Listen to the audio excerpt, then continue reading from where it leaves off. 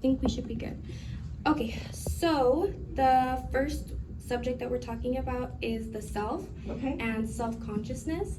And in the book, during this time, it talks about how kids kind of understand like their consequences will have action, or their actions will have consequences, and they kind of start being aware of what other kids are doing, and they see, if they're like, if they break something, then maybe they have to have a timeout, and they're like, oh, I better not do that, I will get a timeout. And they start relating it to the self, and they understand that. Have you noticed anything interesting, or how your daughter has like developed her self-consciousness and how she reacts to other kids doing things? And maybe does she tell you like, oh, I saw this at school today and this happened, and now I know I shouldn't do that? I don't know that I've seen her witness somebody else, but definitely when she suffers a consequence, she learns from it. But I don't think I've seen her, I'm not saying it hasn't happened, but she hasn't shared about it like, oh, this happened to this student, so I know not to do that. She does model other children in other ways, though. I can tell, like, she learns songs from them, or like there's this little boy she plays with that likes he's never seen the movie Mars Attacks, but he likes the cartoon, and so she'll say, like, she'll talk about that, that she's modeling his behavior. But in terms of like her developing her own sense of self and self-consciousness, and like, I would say, the parenting class I went to, they talked about natural consequences versus like created consequences. I forget what that is, but natural consequences, like if she's being careless and she knocks over a glass of water, right, I'm not going to rush in there and clean it up for her. It's like I allow her to experience the natural consequence of that behavior, and I go, oh, look at what happened, we made a mess, let's get a Kleenex, or let's get a paper towel and we'll clean this up together. But she then understands that like that was the consequence of her actions or her carelessness, is that natural consequence. And then there's also the created consequences, right? Like if you don't get in the car seat and put your straps on, we're not going to be able to listen to your favorite song on the way to go see grandpa or whatever, right? Like, so I create a consequence for her, which also then kind of corrects the behavior. But I remember like allowing space for the natural consequences is really important, and letting those be what kind of leads them, rather than if you do the created ones. I think that's a little bit more challenging, because then they're going to challenge you on that. But and then the other thing, when I was thinking about, developing like that sense of self and consciousness, like being able to take the perspective of other kids, and that's really important too. And my teacher told me, that you could play games with them where like you crawl on the ground and you pretend like you're a cat, and just by pretending that you're something else through that pretend play, it allows them to take the perspective of like a cat. So you would like be on the ground, you'd be like, oh, what would the cat see? Wow, the cat sees under the table, we never get to see this. And the cat sees, the carpet from this perspective. And so she starts to understand that people have different perceptions based on, who they are and what they are. Or like, when we pick out birthday presents, I don't pick them out. I ask her, what do you think Daddy would like? What do you think your friend Ben would like? So that she takes their perspective and actually gets into their world and thinks about like, what is it that that person would enjoy, to develop that sense of perspective of the other person. That's really interesting. I haven't heard of that before, like the natural versus created consequences. Because some stuff has very natural consequences. It's like, oh, well, if you keep tugging on this, it's gonna fall over, and then that's a natural consequence. They see what happens. Right. That's really interesting. Okay, and next we have emotional development, and at this time, kids kind of learn when you get upset, you can't keep crying and keep crying and keep crying, or whenever you get angry, there's a solution, and then you'll be able to figure out. Kids learn how to self-soothe in early childhood, and kids will self-soothe in different kinds of ways. They also start learning appropriate emotions to show at different times, especially from peers and from school. So if they are at school and like a kid stubs his toe and they start crying and they understand why they started crying, and that's part of their emotional development. What have you noticed in terms of your daughter's emotional development?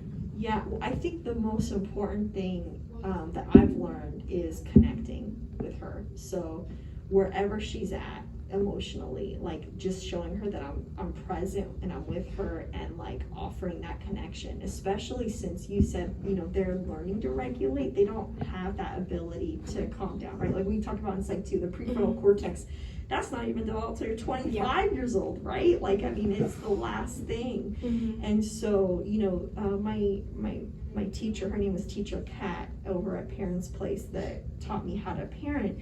She would say, you know, to co-regulate. So, you know, get down on my daughter's level when she's really upset, and like take deep breaths with her and just be with her in that experience and show her how to calm down, because she can't do it on her own. You know, I can't walk away and be like, oh, she'll figure it out. No, she doesn't have that ability yet. So it's important that you help. And then also I think labeling emotions is really important at this stage too, right? Because she's like learning that like, this is sadness, this is anger, this is I'm scared, you know. And so there's even a book I read to her, I forget the title of it, Todd Parr's the author, and but it's about, you know, the story is like all these different emotions, and it says it's okay to feel happy, it's okay to feel sad, it's okay when, you know, like there's one page that says like, it's okay to wake up feeling like you just want to eat pizza for breakfast, like, you know, and it just takes you through all the different, and I think that's really important too, is helping her to find the adjectives and the words to be able to name like her experiences. So when I'm co-regulating with her, I'm like, oh wow, yeah, daddy's still working and you thought you were going to play Paw Patrols today. Does that make you sad? Is that why you're crying? You know, so yeah, teaching her then what to do with that, like you said, self-soothing. So like, you know, I know you're sad because daddy can't play with you right now, so like what would make you feel better, or what do you think, you know, but not, I always try to balance it, like not to rush that process, because I think that's our culture too, right? To like make those bad feelings or negative feelings wrong.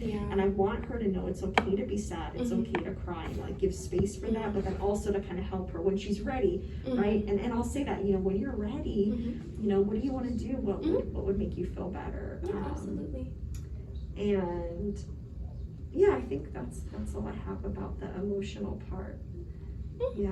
No, that's really, really great, you know, trying to help kids along with the process, because I know sometimes, especially new parents, they're like, I don't know what to do, like I'm like scared of this situation, I don't know where to jump in. And no, yeah, that's really amazing in terms of like helping your daughter with emotional development, and like, you know, getting down on their level, so you're like looking, eye contact and stuff like that is so important. And then the next portion is moral development. So in the book, we kind of talk about how kids view rules as very concrete. They cannot be changed, you cannot break them, and they also think of I keep wanting to say punishment, but that's not the right word, but I'm going to use that word. They think that it's like, boom, it's going to happen right away. If they break something, then boom, they're going to get in trouble right away.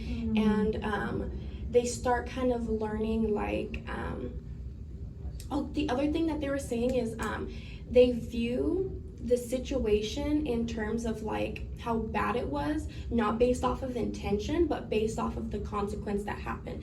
So if someone broke like 12 cups, that's so much worse than if someone broke 1 cup on purpose, like threw it on the ground. They're gonna have a different reaction. At least that's what our book talks about. What do you think is like in terms of the moral development, what have you noticed with your daughter? That's so interesting you say that, because my daughter actually has a really strong sense of fairness and justice, and so like intention matters to her. Like if I accidentally do something, she can understand that I made a mistake, and she'll accept an apology, and she'll even say, it's okay, mommy, you know, like, but if I do something that is like not fair, and she knows it's not fair, like there's nothing that will set her off more. Like even if it's a little thing, like it's about the intention and my attitude, and like that will be more upsetting to her than like if it was, you know, something that was bigger. So I don't know if that's just unique to my daughter, because she actually had that from a very young age. A sense of like, yeah, intention, and like my way of being really matters to her. You know, like if I am, you know, acting in a way where I'm like kind of shutting her down, like that hurts her way more than like if I was acting in a way that like there's a consequence, or like she can't have something that she wants, but I'm being really loving about it. It's like she can kind of understand, you know, but the intention, like my heart, if it's not in the right place, like it definitely impacts her. I don't know if that makes sense. Yeah. Okay. I think kids do kind of understand like fairness. You know what I mean? It's like, okay, well, that kid got to have an extra cookie. Why am I not having an extra cookie? Right. That's not fair. Yes. But I think when kids see like punishment or whatever, like maybe their sibling got a timeout, they're like, oh, whatever they did must have been really bad, you know? So I think that's interesting, kind of some of the stuff that our book talks about. And I'm not sure if it's unique to your daughter or not. I'm not a parent, you know? I know, and this is my only one, too, you know, and I don't have a lot of other kids around me, so I don't really know. You know, but I remember when I was getting trained to do, because I used to work in student conduct at San Jose State University, and they would talk about moral development, and that was part of my job. Was because every student that came into my office had basically had some offense against the university, right? They broke they violated the student conduct code, so whether they were drinking, doing drugs on campus, you know, worse stuff than that. And my job was to help, you know, do a motivational interview as a part of that process to develop them more morally, to see how their actions affect other people. You know, if they're cheating, how does that affect other students? You know, how does that affect our reputation at San Jose State, what the degree means, you know?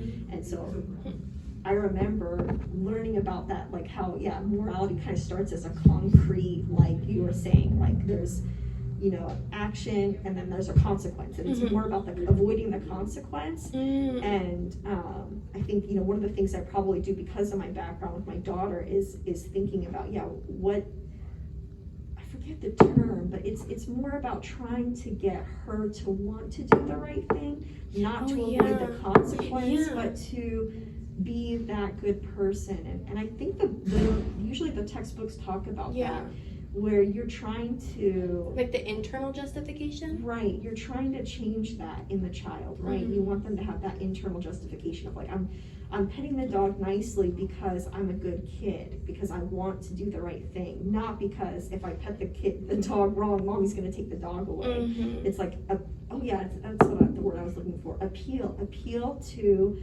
their sense of goodness and wanting to be a good person, as opposed to avoiding the consequence. Okay, and the final section is about gender, and in the book I had mentioned that kids start understanding gender and their own gender by around 3, and they also kind of start understanding how other people act kind of based off of their gender, especially I think that's also a big portion of how you're raised. You know what I mean? If you're raised in more of like a traditional household, or more of like a progressive household, that kind of shapes kids' perception of gender, you know, or they'll see like other kids. This is also a social perspective, you know, they'll see other kids and the way that they act, and also it's just other influence, you know, it's based on what your parents would tell you or other things you hear, because kids repeat what their parents tell them. And, you know, maybe they see like a girl playing with a truck or something like that, and they say, hey, girls play with dolls, you know what I mean? And have you noticed anything like that with your daughter, like maybe something she learned from school, or something she said like, oh, well, girls do this, or you know what I mean? And I'll be honest with you, this topic is so hard for me. It makes me really sad, because my daughter thinks that boys are stronger. And no matter how many times my husband and I try to talk to her about it, you know, she definitely sees the difference between boys and girls, and she thinks that boys have it better. And it's interesting, because she's even said to me, you know, like she's indicated like her preference for boys, and like at school she plays with all the boys. She doesn't play with the girls. So, you know, but she'll say something like, what is it that she said? She said, no,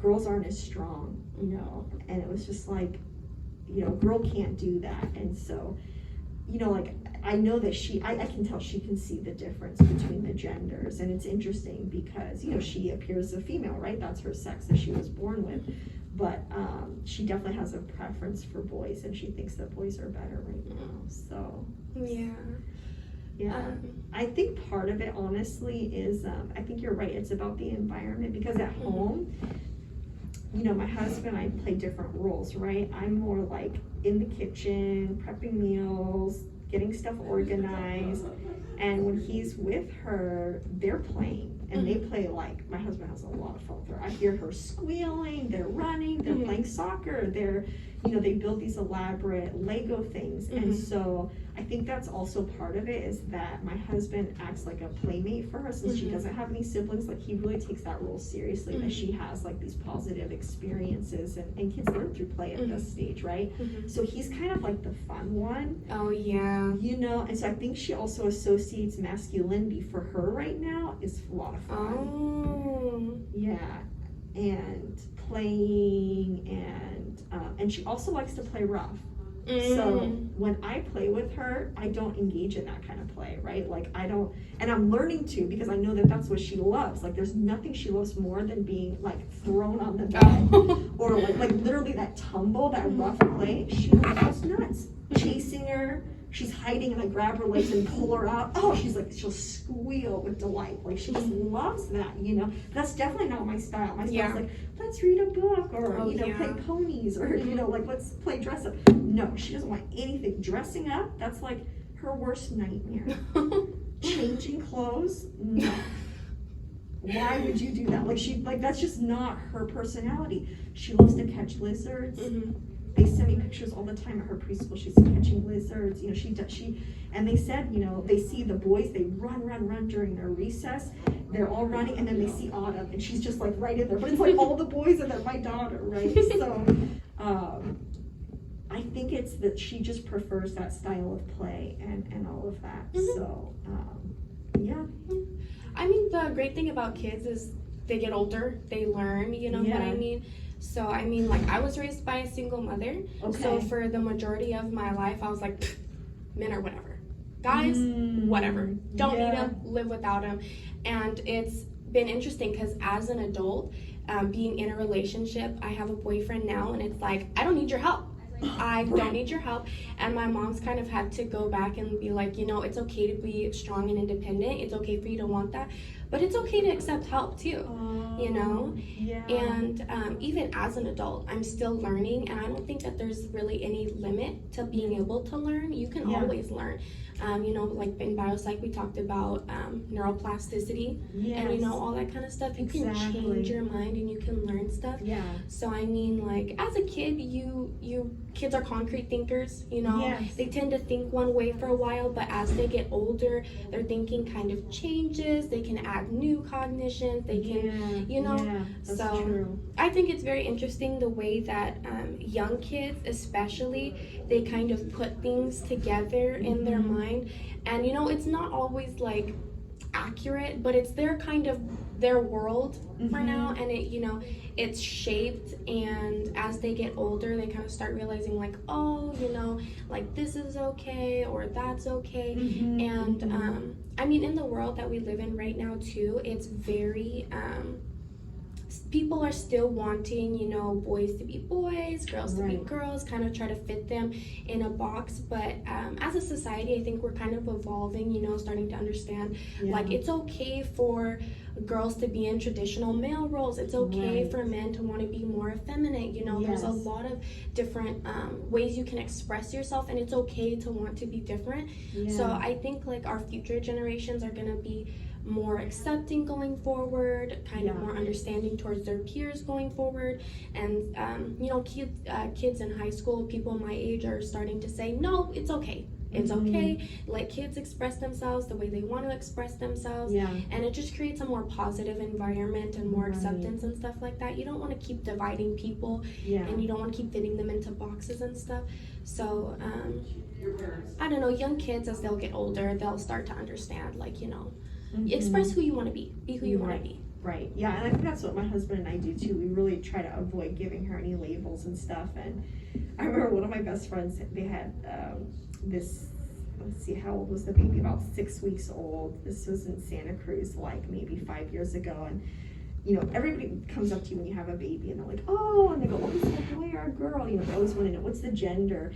And so he said to her, well, they'll decide their gender when they're old enough. And I just thought that was so funny. It was an older person. They were kind of like taken aback, like, excuse me, you know, like they didn't know what to think, because that's such a new phenomenon, right? That the fluidity of gender identity, you know, and so I always kind of like think back to my friend that did that, and you know, and I want to give space for Autumn to have her own sense of identity without confusing her, because like you said, they're very concrete right now, and so I just, whatever she says, it's like, it's okay. But I will try to show her, well, these are women's strengths, and this is how, you know, gender is more fluid than you would think, than how she sees it. But she gets really upset about, you know, whenever you correct her, it's like she really doesn't like that. And so that's the other thing too, I think that I had on here somewhere talking about, competency too, is that it's really important to, when I'm correcting her, to do it selectively, because I think that she's very sensitive, and I think a lot of kids are. They want to feel like, right now they're trying to develop that sense of self-confidence, and so I try to create like a yes environment. Is what my teacher called it. Have you heard of that before? A yes environment, where like basically she can't get into trouble. You know, it's like I don't put something out that she's not allowed to touch. You know, if I don't want her to touch or ask for something, it's not an eyesight, right? Because it's so everything that she sees, she can touch. It's everything's a yes, and I try to eliminate all the times I have to say no or correct her, or you know, because it shuts her down. You know.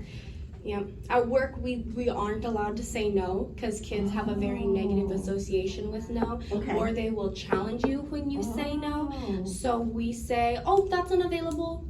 Sorry, that's unavailable. This item is unavailable, when like, especially because sometimes kids will go, I think I got